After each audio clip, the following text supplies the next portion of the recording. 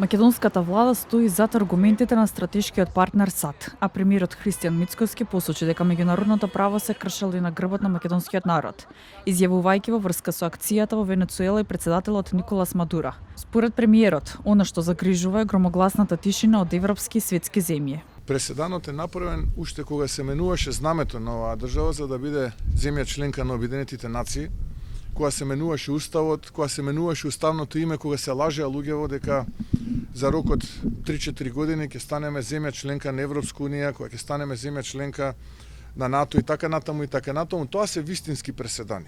Ние како влада апсолутно стоиме до аргументите и потезите на нашиот стратешки партнер Соединетите Американски држави.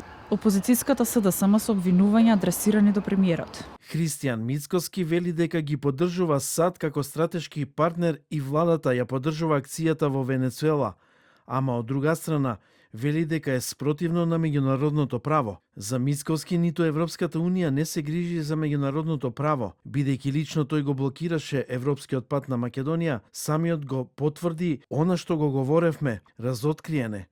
Соединетите Американски држави веќе носат посебен закон за Западен Балкан со фокус на борбата против криминалот и корупцијата. Дел од српските медиуми пишуваа со навредливи тонови за поддршката дадена на САД за оваа акција од страна на македонскиот министер за надворешни работи Тимчо Муцунски.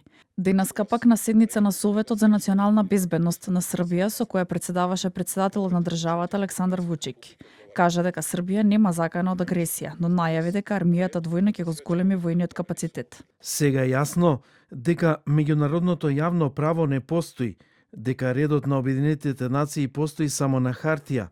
Како мала земја, мора да си признаеме и по акцијата во Венецуела дека е сосема јасно дека меѓународниот јавен правен поредок и повелбата на Обединетите нации воопшто не функционира. Претходно претседателот на САД, Доналд Трамп, изјави дека Венецуела ќе биде под водство на САД додека не се направи транзиција на власта, но не нагласи колку ќе трае ваквата транзиција.